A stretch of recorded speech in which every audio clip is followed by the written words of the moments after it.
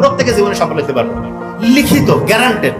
3000 বছর আগে আসছে এবং আমি কয়েক হাজার বই পড়ে যেটা বুঝছি, আলহামদুলিল্লাহ আমি মিলাই দেখাই দিব এখনই আপনাকে। 3টা কাজ করতে বলছে। কি 3টা কাজ?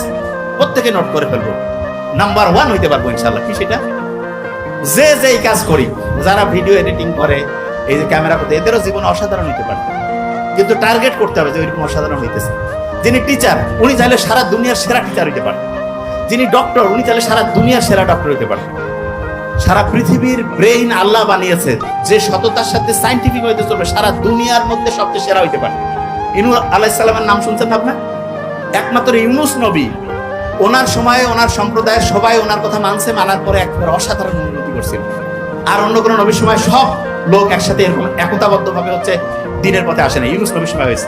আমাদের এখন মানে জাস্ট ইউনূস নবীর নামটার সাথে মিলছে না। ইউনূস, এই যে আমাদের ডক্টর মোহাম্মদ ইউনূস স্যার, পড়া মনে রাখার একটা টেকনিক, মানে একটা সাথে একটা ম্যাচিং করবেন। যেমন ধরেন যে মানা রাত, মা আমার জীবনের সবচেয়ে দরকার। কিছু জিনিস না, রাতে দেরি করে ঘুমাবো না, অন্যের সমালোচনা করবো না, খারাপ কিছু দেখবো না, খারাপ কিছু বলবো না, খারাপ কিছু শুনবো না, অন্যের ক্ষতি করবো না, না দিয়া রাতে আমি আগের দিন আগামীকাল কি করবো সেটা আগের দিন রুটিন করবো।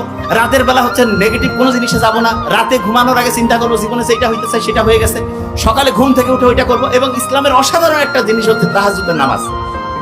ইসলাম বিজয়ের আগে একটা বছর সাহাবী থেকে শুরু করে অন্য যারা ছিল রেগুলার তাহাজ্জুদ করতো। আপনি জীবনে অসাধারণ হইতে চান, একেবারে নাম্বার 1, একটা বছর আপনি যদি রেগুলার তাহাজ্জুদ করেন আর ওই সময় যদি আল্লাহর সাথে ওই জিনিসটা নিয়ে কানেকশন করেন,